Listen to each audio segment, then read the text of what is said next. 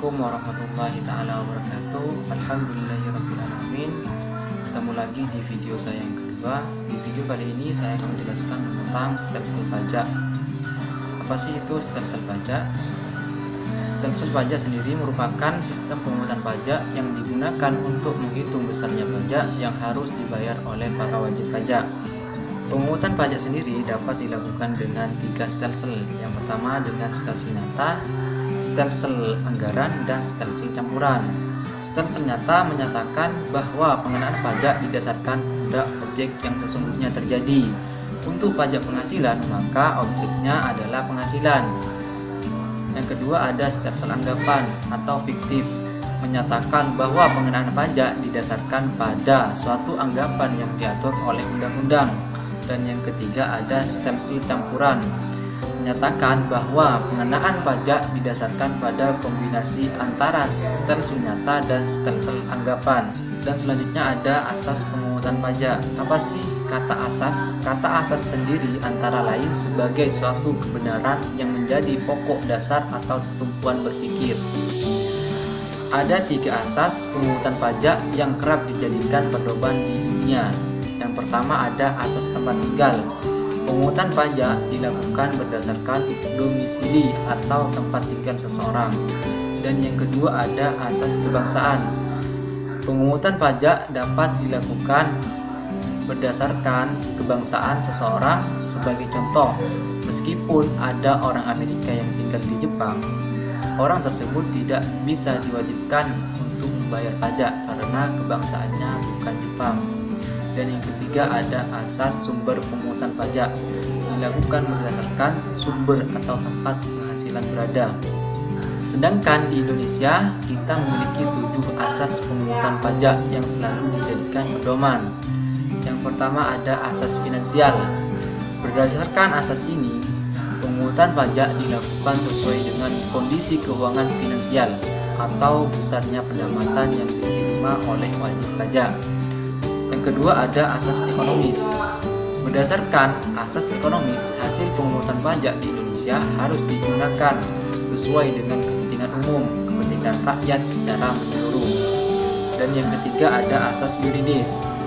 Asas yuridis sendiri pemungutan pajak yang terdapat pada pasal 23 ayat 2 UUD 1945. Dan yang keempat ada asas umum.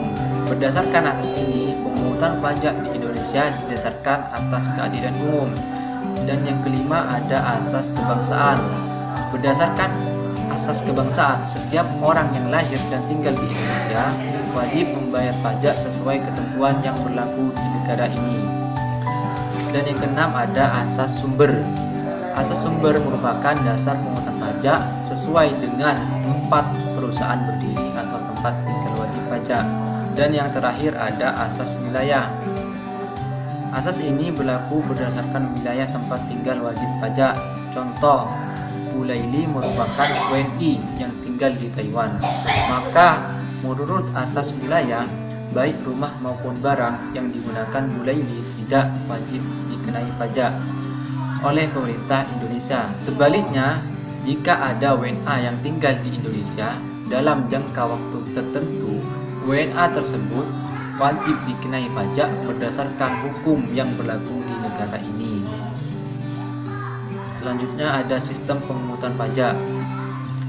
Sistem pemungutan pajak merupakan sebuah mekanisme yang digunakan untuk menghitung besarnya pajak yang harus dibayar oleh wajib pajak ke negara. Di Indonesia berlaku 3 jenis sistem pemungutan pajak. Yang pertama ada self-assessment system. Self-assessment system merupakan sistem pemungutan pajak yang membebankan penentuan besarnya pajak yang perlu dibayar oleh wajib pajak yang bersangkutan. Dan yang kedua ada official assessment system. Official assessment system merupakan sistem pemungutan pajak yang membebankan wewenang untuk menentukan besarnya pajak terutang pada fiskus atau aparat perpajakan sebagai pemungutan pajak. Dan yang ketiga ada withholding assessment system. Pada withholding system, besarnya pajak dihitung oleh pihak ketiga yang bukan wajib pajak dan bukan juga aparat pajak atau fiskus. Hambatan pemungutan pajak. Hambatan terhadap pemungutan pajak dapat dikelompokkan menjadi dua. Yang pertama ada perlawanan pasif dan yang kedua ada perlawanan aktif. Perlawanan pasif, pemungutan pajak dalam bentuk pasif merupakan penghindaran yang inisiatifnya bukan berasal dari kemauan atau inisiatif para wajib pajak. Dan yang kedua ada perlawanan aktif. Perlawanan aktif, ya perlawanan yang inisiatifnya berasal dari wajib pajak itu sendiri melalui serangkaian upaya yang sistematis secara bertujuan untuk menghindari pajak atau mengurangi wajib pajak yang semestinya harus dibayar. Dan selanjutnya ada hutang pajak. Hutang pajak merupakan pajak yang masih harus dibayar termasuk sanksi administrasi berupa bunga, denda atau kenaikan yang tercantum dalam surat ketetapan pajak atau surat sejenisnya berdasarkan ketentuan peraturan perundang-undangan perpajakan. Tarif pajak. Secara umum, tarif dapat diartikan sebagai besaran nilai yang dikenakan untuk barang tertentu. Jika dihubungkan dengan pajak, maka tarif adalah besarnya nilai yang menentukan besaran pajak yang harus dibayar oleh wajib pajak kepada pemerintah. Dan yang terakhir ada jenis-jenis tarif pajak. Jenis-jenis tarif pajak di sini ada 5. Yang pertama ada tarif pajak proporsional, dan yang kedua ada tarif pajak progresif, dan yang ketiga ada tarif pajak degresif, dan yang keempat ada pajak tetap, dan yang kelima ada pajak ad valorem dan spesifik. Baik teman-teman, mungkin itu saja yang dapat saya sampaikan, kurang lebihnya mohon maaf.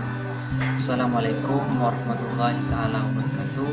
Jangan lupa tunggu video saya yang